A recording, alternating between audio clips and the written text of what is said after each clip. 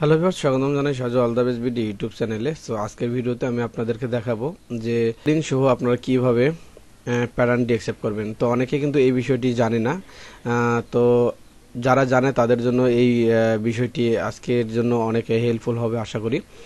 তো অনেক সময় কিন্তু বাইরের কাছে অথবা বাইং হাউজে অথবা অন্য কোনো অফিসে কিন্তু আমাদের ডিএক্সএফ ফাইল কিন্তু দিতে হয়। তো সেই ডিএক্সএফ ফাইলটা করতে গেলে কিন্তু অনেক ধরনের অনেক প্রবলেম আমাদেরকে ফেস করতে হয়।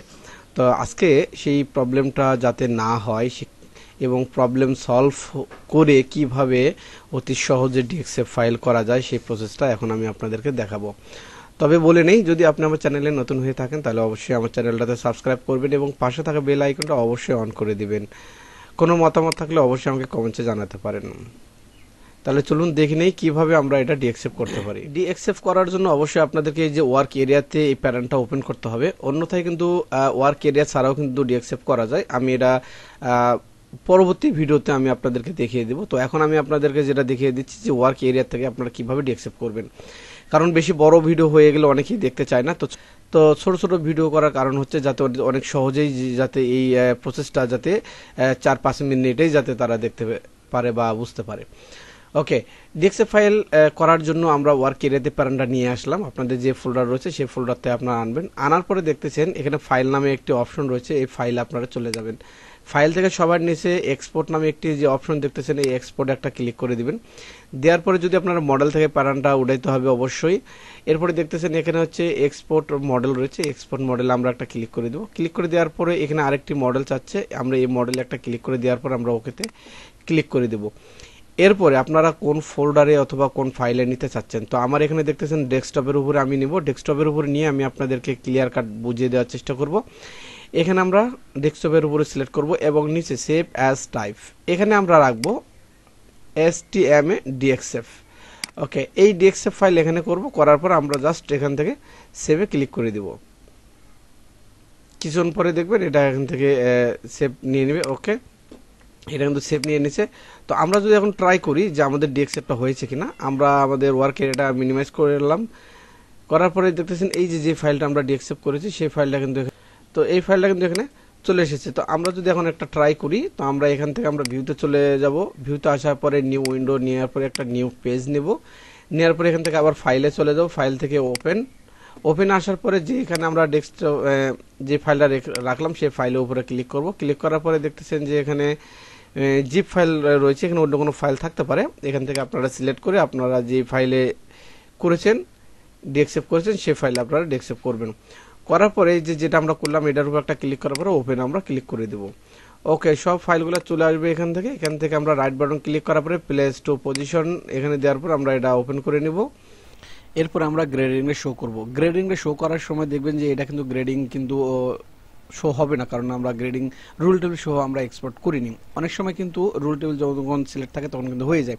তো আপনারা যে কাজটি করবেন সবার আগে একটি রুল টেবিল তৈরি করে নেবেন। রুল টেবিল কীভাবে তৈরি করা যায় সেই ভিডিওটা আমার চ্যানেলে আছে, আপনারা দেখে আসবেন। এইভাবে রুল টেবিলটা তৈরি করে, তো এইভাবে আপনারা রুল টেবিল এখান থেকে করে নেবেন। রুল টেবিলটা করে নেওয়ার পরে যে ফোল্ডারে আপনারা চাচ্ছেন সেই ফোল্ডারে আপনারা সেভ দেবেন। সেভ দেওয়ার পরে আবার আপনারা ওয়ার্ক এরিয়াতে চলে আসবেন। তো অনেকে কিন্তু রুল টেবিল কীভাবে এক্সপোর্ট করে সেই প্রসেসটাও কিন্তু জানে না। তবে আজকের ভিডিওতে কিন্তু রুল টেবিলটা কীভাবে আপনারা এক্সপোর্ট করবেন সেই বিষয়টাও কিন্তু আপনারা জেনে যাবেন। তো দেখবো যে কিভাবে রুল টেবিল আমরা এক্সপোর্ট করতে পারি। রুল টেবিল এক্সপোর্ট করার জন্য দেখতেছেন সবার উপরে এক্সপোর্ট রুল নামে একটি অপশন রয়েছে, এখানে একটা ক্লিক করে দেব। ক্লিক করার পরে আমরা যে রুল টেবিলটা করলাম সেই রুল টেবিলে আমরা চলে যাব। এখান থেকে ড্রাইভ আমরা সিলেক্ট করে দেবো এবং যে ড্রাইভে আছে সেই ড্রাইভটা সিলেক্ট করতে হবে। এরপরে প্যাথ অপশন থেকে আমরা এখান থেকে যে ফোল্ডারটা নিয়ে নিলাম সেইটা আমরা সিলেক্ট করে দেব। এরপরে যেটা আমরা যে রুল টেবিলটা আমরা করলাম সেই রুল টেবিলে একটা ক্লিক করে দেওয়ার পরে ওকেতে ক্লিক করে দেব। এরপরে এখান থেকে দেখতেছেন assign rule table export rule table, তো যা আছে এখান থেকে আমরা জাস্ট ওকেতে ক্লিক করে দেব। ক্লিক করে দেওয়ার পরে দেখতেছেন এখানে ভালোভাবে যদি লক্ষ্য করেন প্রসেস কমপ্লিট, তো 247 রুল টেবিল এক্সপোর্ট, অর্থাৎ আমাদের প্যাটার্নের গায়ে কিন্তু 247টা রুল টেবিল ছিল, সেই রুল টেবিলটা কিন্তু আমরা এক্সপোর্ট করে ফেলেছি। এখন এই রুল টেবিলটা এক্সপোর্ট করার জন্য আমরা এখান থেকে আবার যে কাজটি করব, ওকেতে ক্লিক করে দেওয়ার পরে লোকেশন ড্রাইভ চাচ্ছে আমরা কোথায় দেবো, এখান থেকে আসার পরে দেখতেছেন আমরা ডেস্কটপের উপর রাখবো। ডেস্কটপ থেকে আমরা এই যে সেভে ক্লিক করে দেব। ওকে, কিছুক্ষণ পরে দেখবেন এটা কিন্তু সেভ হয়ে যাবে। ওকে, এক্সপোর্ট সাকসেস রুল টেবিল। এখন এখান থেকে আমরা যে কাজটি করব, এখন আমরা এই প্যাটার্নটাকে ডেক্সেপ করব। ডেক্সেপ করার জন্য একই নিয়মে আমরা ফাইলে চলে যাব। ফাইল থেকে দেখতেছেন এক্সপোর্ট নামে অপশন রয়েছে, এক্সপোর্টে ক্লিক করে দেব। এরপরে এই দেখতেছেন এখানে মডেল রয়েছে, মডেলের উপর একটা ক্লিক করতে হবে, এরপরে ওকেতে ক্লিক করতে হবে। এরপর আগে কিন্তু একটি আমরা করেছিলাম, সেটাতে কিন্তু রুল টেবিল যায় নাই। তো আমরা এখন এক্সপোর্ট করার পরে কিন্তু এটা রুল টেবিল করলাম। এরপরে আমরা এখান থেকে এই স্টাইলটার উপর একটা ক্লিক করে দেবো, এরপরে সেভে ক্লিক করে দেবো। ওকে, ইয়েস।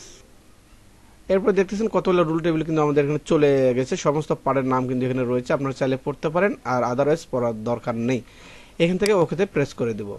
তো দেখতেছেন এটা কিন্তু গ্রেডিং রয়েছে। এখন আমরা যে এক্সপোর্ট করলাম, এক্সপোর্ট করার পরে বা ডিএক্সএফ করলাম, করার পরে আবার আমরা আনবো। তো তার আগে দেখবো আমাদের রুল টেবিল এবং ডিএক্সএফ ফাইলটা হয়েছে কিনা। তো এখানে দেখতেছেন আমাদের রুল টেবিল এবং ডিএক্সএফ ফাইল দুইটা কিন্তু এখানে রয়েছে। আবার আমরা ওয়ার্ক এরিয়াতে যাব, যাওয়ার পরে এখান থেকে ভিউতে চলে যাব। ভিউতে আসার পরে দেখতেছেন উইন্ডোতে ক্লিক করার পরে নিউ একটি আমরা পেজ তৈরি করে নেব। এখান থেকে আসার পরে ফাইলে চলে যাব। ফাইল থেকে দেখতেছেন এখানে ওপেনে ক্লিক করার পরে এখান থেকে যেই ফোল্ডারে বা যেই ডেস্কটপের উপর আপনারা রেখেছেন সেখানে ক্লিক করার পরে দেখতেছেন এখানে যে স্টাইলটা আমরা একটু আগে ডিএক্সেপ্ট করলাম, এটার উপর একটা ক্লিক করার পর আমরা ওপেনে ক্লিক করে দেব। এরপরে এটাকে আমরা নামিয়ে নেব। এরপর আমরা এটা গ্রেডিংটা একটু ওপেন করে দেখব। দেখতেছেন এটা কিন্তু অনেক চমৎকারভাবে কিন্তু গ্রেডিংটা এখানে শো হয়ে গেল।